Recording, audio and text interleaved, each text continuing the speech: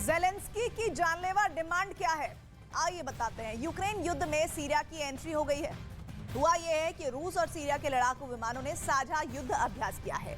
दिन के उजाले के साथ रात में भी, अंधेरे में भी कैसे जंग को अंजाम तक पहुंचाने की तैयारी हो रही है, उसकी प्रैक्टिस हो रही है। इस बार इनकी जॉइंट फ्लाइट्स की टाइमिंग मायने रखती है। हाल में इजराइल की तरफ से सीरिया के फौजी ठिकानों पर हमले बढ़े हैं और ऐसे में पुतिन अमेरिका को भी बताना चाहता है कि दुनिया में यूक्रेन ही एक वॉर जोन नहीं है।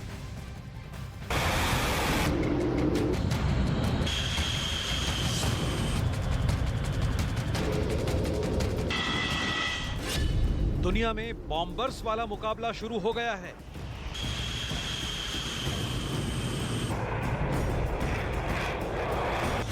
यूक्रेन में सैकड़ों टारगेट तबाह करने के बाद रूस के खतरनाक बॉम्बर एक और वॉर जोन में उड़ान भरने लगे हैं।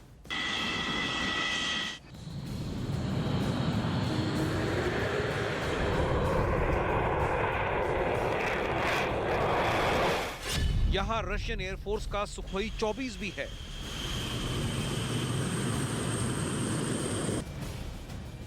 और उसकी लैंडिंग के फौरन बाद सुखोई 35 भी लाइन में है।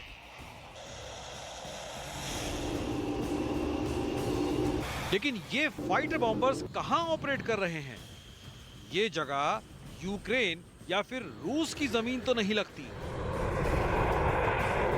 गौर से देखेंगे तो आपको पता चलेगा कि रशियन एयरफोर्स के ये फाइटर जेट सीरिया की वायुसेना के साथ उड़ रहे हैं।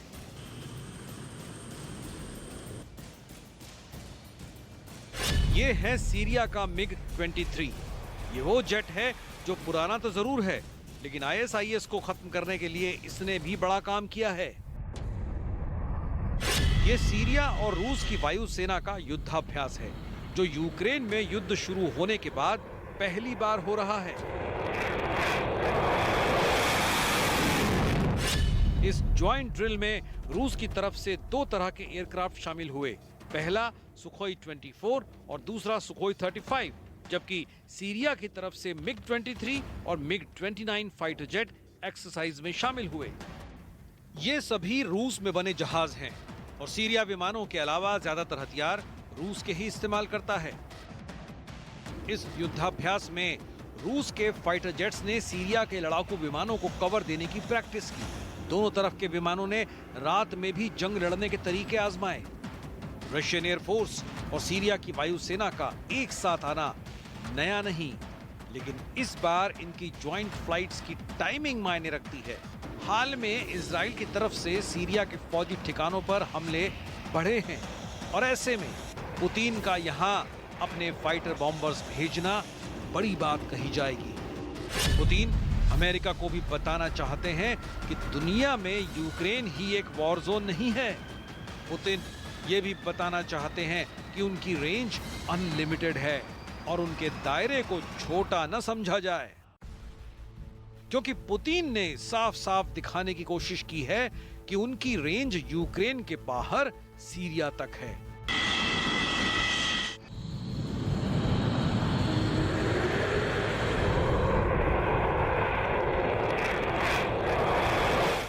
पुतिन बताना चाहते हैं कि यूक्रेन से आगे भी जरूरत पड़ी तो उनकी एयरफोर्स बमबारी के लिए तैयार रहेगी। वो दुनिया में कहीं भी किसी से भी निपटने के लिए तैयार हैं, चाहे वो नेटो हो, अमेरिका हो या फिर अमेरिका के दोस्त हो।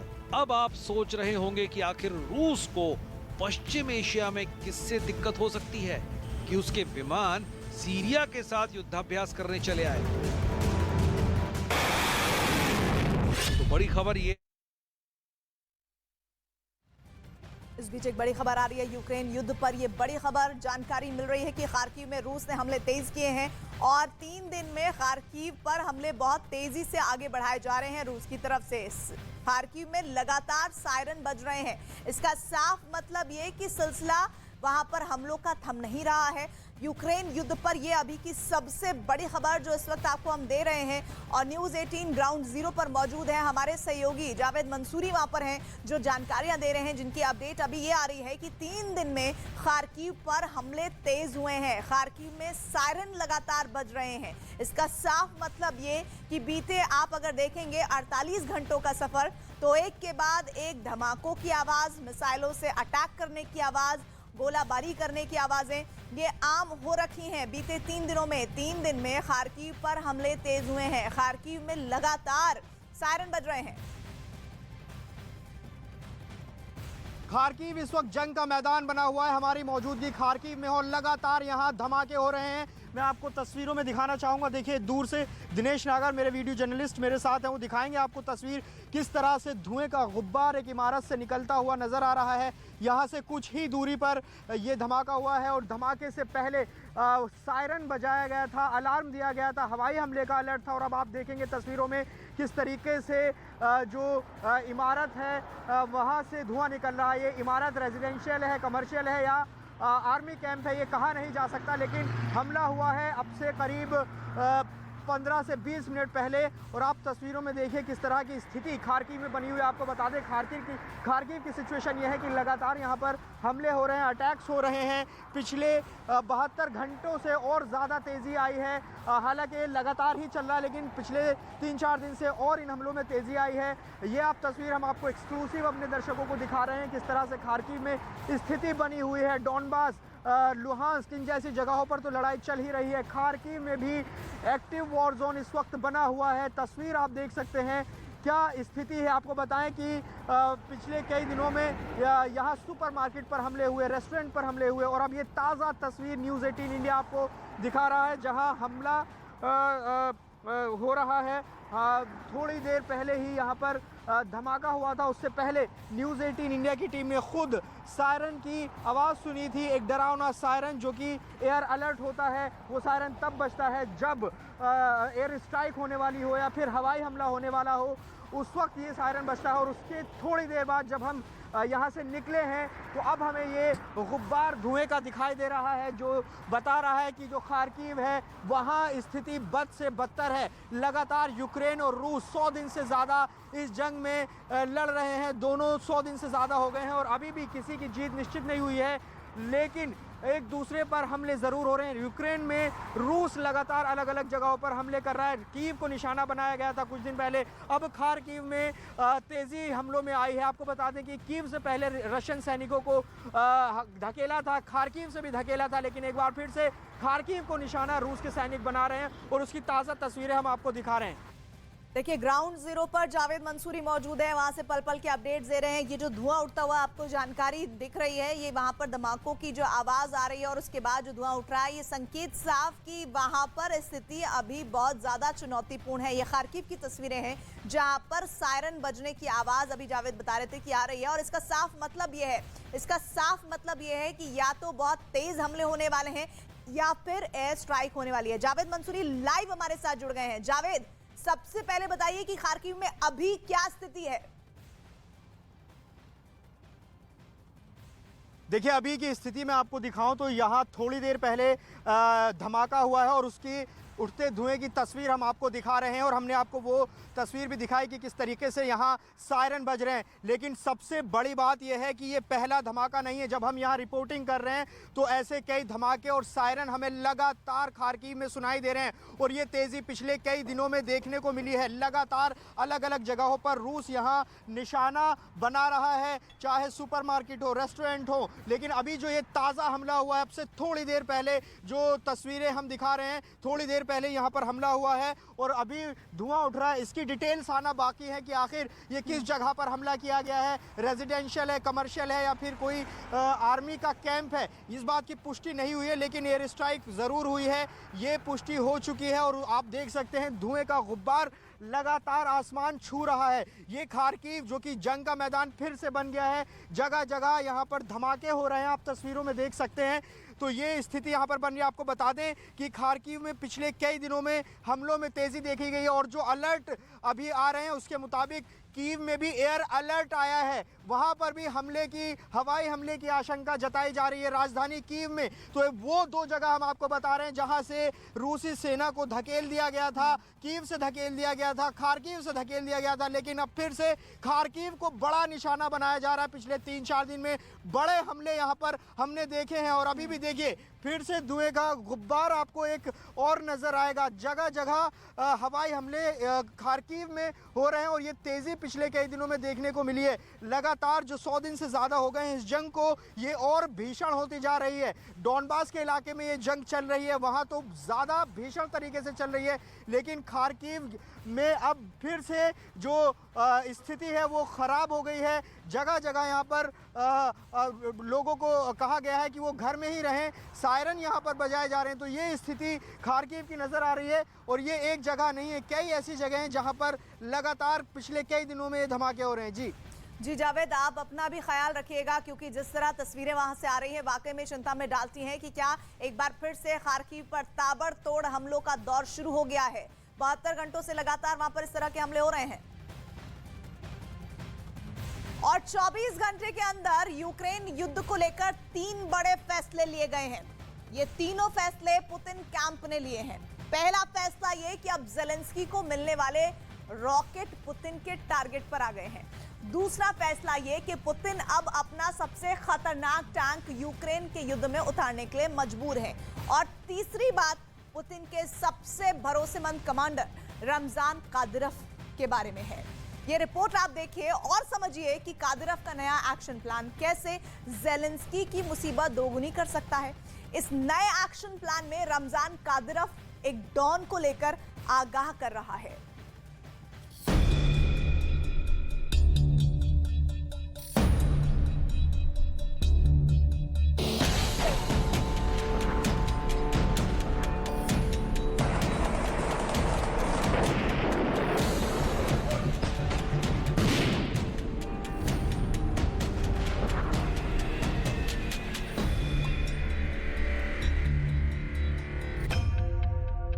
यूक्रेन पर टूटेगा नया कहर।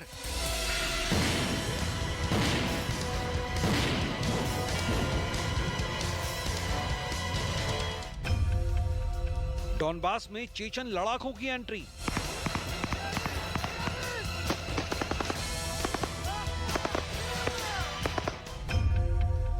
कादिरोव ने दी नेटो यूक्रेन को धमकी।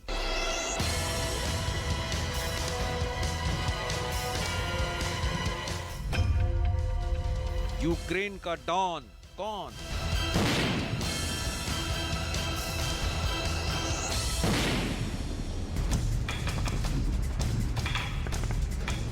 एक तरफ यूक्रेन के मैदानी जंग में रूस और यूक्रेन की फौज एक दूसरे पर तबाही का बारूद बरसा रही है, तो वहीं इस जंग के दौरान एक दूसरे को धमकियां देने का सिलसिला भी बदस्तूर जारी है। रूस के राष्ट्रपति व्लादिमीर पुतिन के खास माने जाने वाले चेचन कमांडर रमजान कादिरोव ने एक बार फिर यूक्रेन और नेटो को धमकी दी है।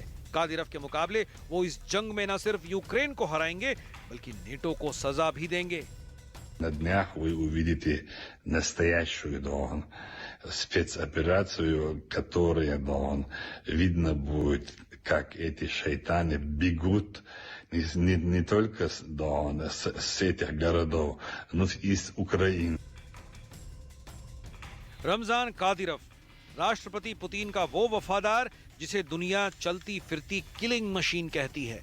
रमजान कादिरोव, राष्ट्रपति पुतिन का वो खास कमांडर जिसकी डिक्शनरी में रहम नाम का कोई शब्द मौजूद ही नहीं है। रमजान कादिरोव, राष्ट्रपति पुतिन का लड़ाका जो पुतिन के एक इशारे पर किसी भी इलाके को श्मशान बना दे। राष्ट्रपति पुतिन के इसी खासम खास ने यूक्रेन के राष्ट्रपति जेलेंस्की और नेटो देशों को न सिर्फ धमकी दी है बल्कि उन्हें माफिया डॉन के तमगे से भी नवाजा है। हैरानी तो इस बात की है कि जिस शख्स पर पूरी दुनिया एक डॉन की तरह काम करने का आरोप लगाती है, वही शख्स 31 देशों के राष्ट्राध्यक्षों को माफिया डॉन करार देते हुए उन्हें सजा देने का ऐलान कर रहा है। और इससे भी बड़ी हैरानगी की बात यह कि ये शख्स न सिर्फ दुनिया के 31 राष्ट्राध्यक्षों को धमकी दे रहा है बल्कि खुलेआम यूक्रेन में रूस के स्पेशल ऑपरेशन को और तेज करने का भी ऐलान कर रहा है। चेचन कमांडर रमजान कादिरोव की धमकी के बाद डॉनबास से चेचन सेना की गोलीबारी का एक वीडियो भी सामने आया है। इस वीडियो में आप साफ देख सकते हैं कि कमांडर कादिरोव के लड़ाके कैसे झाड़ियों पर गोलाबारी कर रहे हैं। दरअसल इस वीडियो को रिलीज करने का मकसद डॉनबास में जंग लड़ रही यूक्रेनी सेना को एक मैसेज देना है। मैसेज कि वो कहीं भी छिप जाएं, उन्हें बख्शा नहीं जाएगा। पूरी दुनिया कमांडर कादिरोव के चेचन लड़ाकों की बर्बरता से अच्छी तरह से वाकिफ है।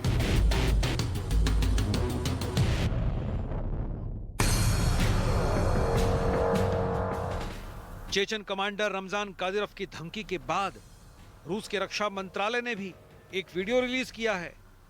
इस वीडियो में साफ दिखाई दे रहा है कि रूस ने भी यूक्रेन के डॉनबास में अपने हमलों को पहले से ज्यादा तेज करने की कवायद शुरू कर दी है। यूक्रेन के इर्कुत्स्क इलाके से गुजर रही इस ट्रेन पर रूसी सेना का वो हथियार और गोला बारूद लदा हुआ है जिसका इस्तेमाल डॉनबास की जंग में किया जाएगा।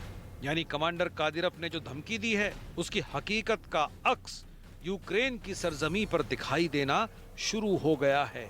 और इस ट्रेन पर लदे रूसी सेना के MLRS और 152 mm की आर्टिलरी गन कमांडर कादिरोव की धमकी के सच को बयां कर रहे हैं।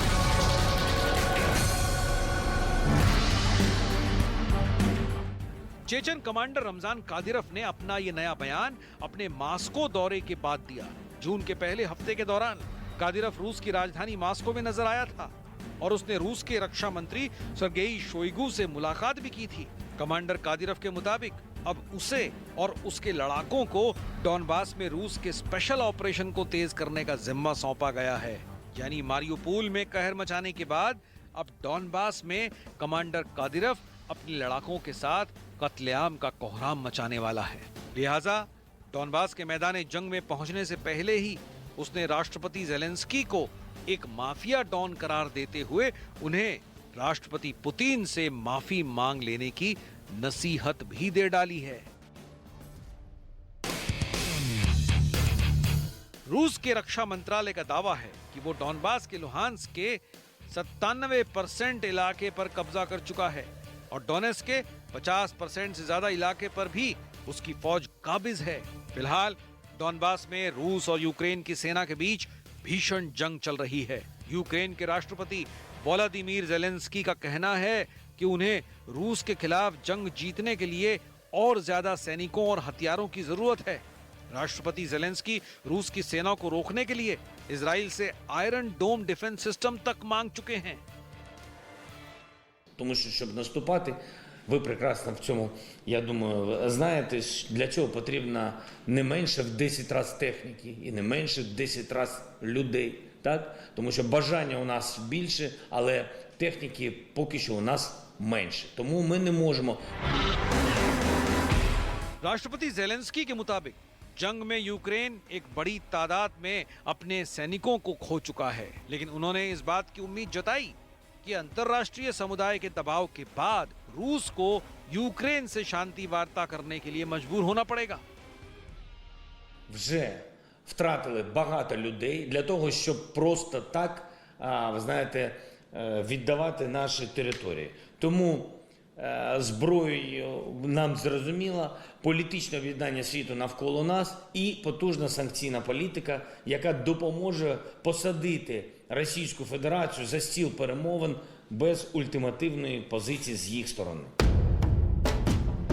मैक्सार टेक्नोलॉजीज ने डॉनबास में तबाही की कुछ सैटेलाइट तस्वीरें जारी की हैं। इन तस्वीरों में आप डॉनबास में फैली तबाही और बर्बादी का अंदाजा लगा सकते हैं। रूस की गोलाबारी में तबाह हुए लोगों के आशियाने, बर्बाद हो चुके अस्पताल, एक रिहायशी इलाके के पास गोलाबारी के बाद बना बड़ा गड्ढा। डॉनबास में तबाही की हकीकत बयां करने के लिए ये काफी है। डॉनबास में तबाही की जंग जारी है और इस जंग का सबसे ज्यादा खामियाजा इलाके के लोगों को उठाना पड़ रहा है। बावजूद इसके वो अपना घर बार छोड़ने को तैयार नहीं है। आलम यह है कि लोगों के खेतों में बम और मिसाइलें धसी पड़ी हैं, लेकिन अपनी जान की परवाह न करते हुए भी ये सभी खेतीबाड़ी कर रहे हैं। यूक्रेन की इमरजेंसी विभाग के कर्मचारी स्थानीय लोगों को इलाके में किसी सुरक्षित ठिकाने पर चले जाने के लिए समझाने की पूरी कोशिश कर रहे हैं, लेकिन लोग जंग के खतरे को जानते हुए भी अपना आशियाना छोड़ना नहीं चाहते। У мене такі болячки, і я не хочу бути навязчиві, понімаєте, а так, щоб десь китатися там, ото по різним заведенням, я не хочу. Aren't you scared though? Но вам не страшно, Наталья Афанасьевна, здесь? Страшно. Ну, і мені страшно. Ну, бывают перерывы, но небольшие. Ночами вообще не спим. Они стреляют, и лежишь и дергаешься на кровати. Ехать некуда и не за что.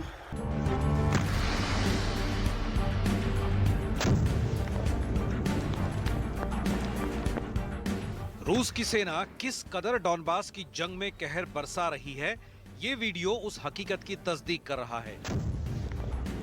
Ukraine का डॉनबास का इलाका बम धमाकों की गूंज से थर्रा रहा है। खबर के मुताबिक राष्ट्रपति पुतिन जल्द से जल्द डॉनबास पर कब्जा करना चाहते हैं, लिहाजा उन्होंने अपने सबसे खास कमांडर रमजान कादिरव को डॉनबास में उतार दिया है। वहीं दूसरी तरफ यूक्रेन रूस को रोकने की लगातार कोशिश कर रहा है, लेकिन वो ये बात भी कबूलने लगा है कि डॉनबास में रूसी फौज उस पर हावी होती जा रही है।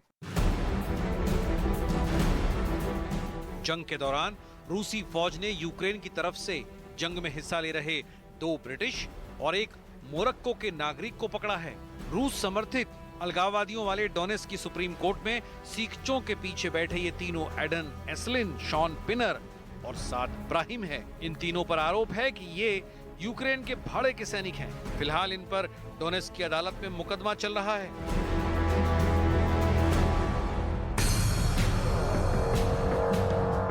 रूस को भी इस जंग में भारी नुकसान उठाना पड़ रहा है। डेली मेल की खबर के मुताबिक यूक्रेन जंग में अब तक रूस के टॉप 50 कर्नल मारे जा चुके हैं। इतना ही नहीं, 31 मई को एक ही दिन में रूस के 2 बड़े सैन्य अधिकारी लेफ्टिनेंट कर्नल व्लादिमीर निगमातुलिन और मेजर जनरल रोमन कुतुजोव मारे गए थे। राष्ट्रपति ज़ेलेंस्की का आरोप है कि रूस की बेवजह की इस जंग में रोजाना उसके सैकड़ों सैनिक मारे जा रहे हैं। Вже більш ніж 31 тисяча російських військових загинули в Україні. За час з 24 лютого Росія сплачує за абсолютно безглузду війну проти України майже по 300 життів своїх солдатів щоденно. І все одно настане день, коли кількість втрат навіть для Росії перетне межу допустимо. यूक्रेन जंग के दौरान यूक्रेन के 15 साल के एक लड़के की ऐसी कहानी सामने आई है जो सभी का दिल छू गई है। दरअसल कीव की जंग के दौरान जब रूसी फौज कीव को घेरने में जुटी थी, उस वक्त 15 साल के अंद्रेई पोकासा ने यूक्रेन की सेना को रूस के एक टैंक दस्ते को तबाह करने में मदद की थी। अंद्रेई रात के अंधेरे का फायदा उठाते हुए कीव जतोमर हाईवे पर कीव की तरफ बढ़ रहे रूसी टैंकों के काफिले का एक वीडियो बना लाया। इतना ही नहीं, अंद्रेई के पास रूसी काफिले के जीपीएस कोऑर्डिनेट भी थे। अंद्रेई के पिता ने सोशल मीडिया से ये वीडियो यूक्रेनी सेना तक पहुंचाया था। इसके बाद यूक्रेनी सेना ने अंद्रेई से मिले वीडियो और जानकारी की मदद से रूसी सेना के काफिले पर बमबारी कर उसे तबाह कर दिया था। जब से ज़ेलेंस्की के लिटिल जेम्स बॉन्ड आंद्रे की कहानी दुनिया के सामने आई है, वो यूक्रेन के लोगों के लिए बहादुरी की मिसाल बन गया है। बकौल आंद्रे रूसी काफिले की जासूसी करते वक्त वो बेहद डर गया था, लेकिन वो नहीं चाहता था कि रूसी फौज कीव तक पहुंचे। आंद्रे के अपने देश के लिए जिस तरह की हिम्मत, हौसला और जज्बा दिखाया है, वो यूक्रेन की जंग की तारीख में बेमिसाल किस्सा बन चुका है, जिसे लोग सालों तक याद रखेंगे। फिलहाल रूस के राष्ट्रपति व्लादिमीर पुतिन का प्लान डॉनबास पर कब्जा करने का है और इसके लिए उन्होंने अपने सबसे भरोसेमंद कमांडर रमजान कादिरव को डॉनबास के मैदानी जंग में जाने का फरमान सुनाया है। लेकिन डॉनबास पहुंचने से पहले ही राष्ट्रपति पुतिन के डॉन कमांडर कादिरव ने राष्ट्रपति ज़ेलेंस्की को यूक्रेन के माफिया डॉन का खिताब दे डाला है। अब देखना ये है कि डॉनबास का डॉन बनने की जंग में कौन किस पर कितना भारी पड़ता है।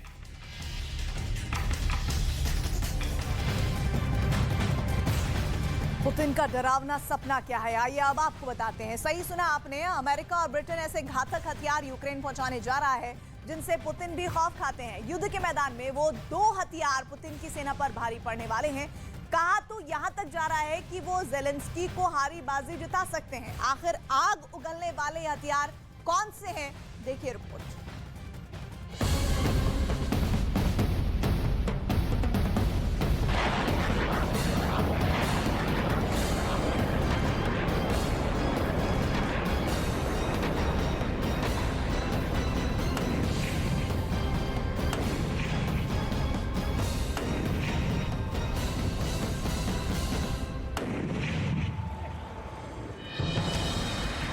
दो रॉकेट,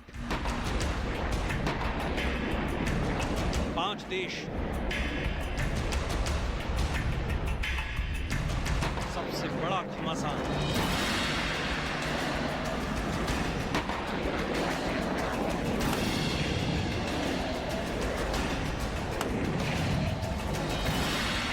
अमेरिका यूक्रेन को हाइमार्स रॉकेट भी देगा ताकि वो रूसी फौज के ठिकानों को जवाब दे सके। अमेरिका के साथ साथ ब्रिटेन भी यूक्रेन को अपना multiple launch rocket system M270 देने जा रहा है।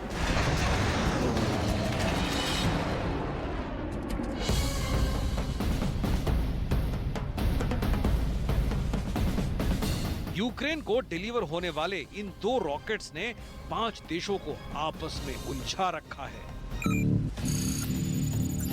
पहला देश है अमेरिका, जहां से हाइमार्स रॉकेट आने वाला है। दूसरा देश है ब्रिटेन, जो यूक्रेन को M270 रॉकेट भेज रहा है।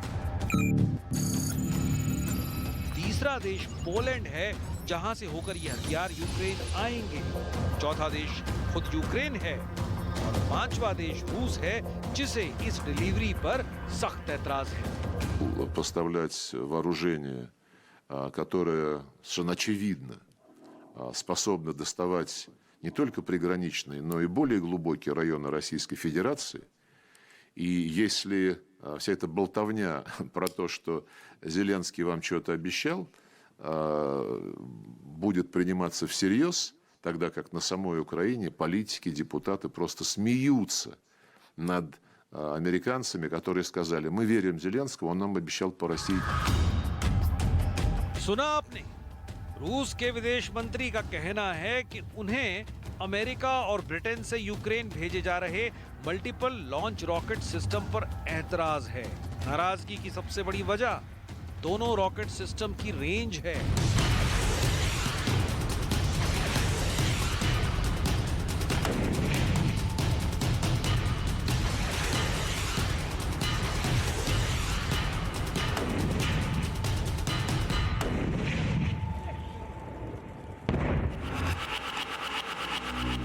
सबसे पहले बात अमेरिका से मिलने वाले हाइमार्स रॉकेट की।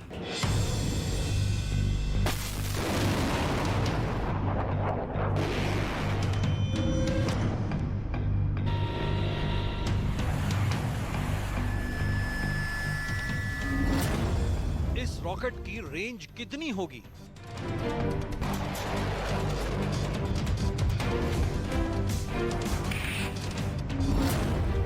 किलोमीटर, 20 किलोमीटर,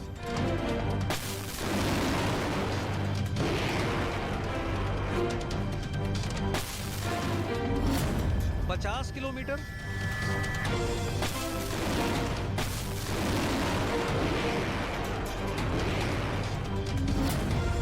या फिर 100?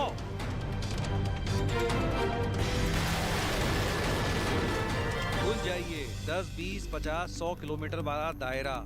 ये वो रॉकेट सिस्टम है जो 500 किलोमीटर दूरी तक कहर मचा सकता है।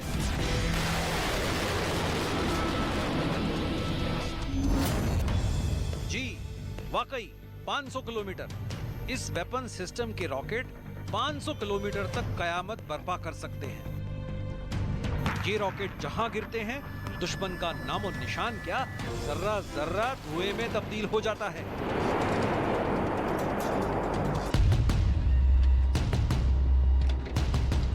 ये है दुनिया का सबसे खतरनाक आर्टिलरी सिस्टम हाइमार्स।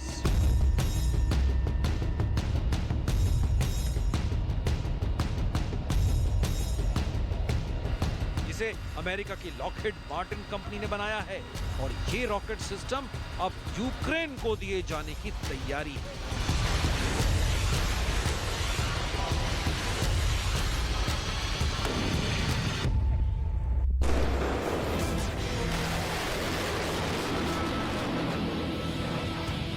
पूरी दुनिया में चर्चा थी कि अब पुतिन क्या करेंगे। इसे जेलेंस्की का मास्टर स्ट्रोक कहा जाने लगा कि उन्होंने बाइडन को उस हथियार के लिए राजी कर लिया जो रूसी फौज की कमर तोड़ देगा।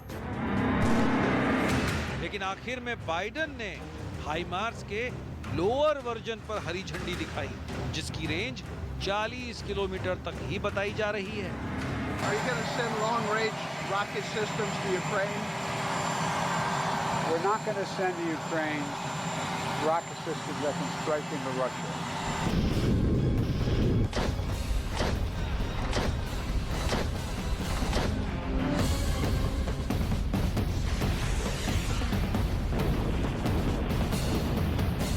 रूस की आर्टिलरी रण क्षेत्र में यूक्रेन के सैनिकों के लिए काल बनी हुई है। युद्ध के मैदान में जेलेंस्की के लड़ाकों के लिए सबसे बड़ी मुश्किल वो बने हुए हैं। पूर्वी यूक्रेन की लड़ाई में रूस के हथियारों ने युद्ध की तस्वीर ही बदल डाली। इसलिए अब जेलेंस्की ने एक बार फिर लौटकर हथियारों का रोना शुरू कर दिया है। Тому що, щоб наступати, ви прекрасно в цьому, я думаю, знаєте, для цього потрібно не менше в 10 разів техніки і не менше в 10 разів людей. Так? Тому що бажання у нас більше, але техніки поки що у нас менше. Тому ми не можемо дуже потужно просуватись вперед. जेलेंस्की ने कहा है कि उसे अगर पॉइंट वाइज समझा जाए तो सबसे पहला पॉइंट है रूस की सेना से लड़ने के लिए यूक्रेन को 10 गुना हथियार और चाहिए। सिर्फ हथियार ही नहीं, उन्हें 10 गुना ज्यादा सैनिकों की भी दरकार है, क्योंकि लड़ाई बहुत बड़ी है और हथियार बहुत कम बचे रह गए हैं। वहीं रूस ने भारी तादाद में अपने तोपखाने यूक्रेन के युद्ध में उतार रखे हैं।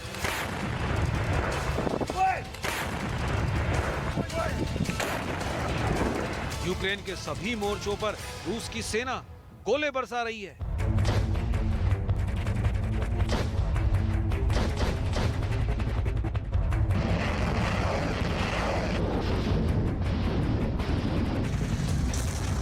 रूस के तोपखाने के हमले का मुकाबला करने के लिए यूक्रेन की सेना को सटीक और ताकतवर हथियारों की जरूरत है।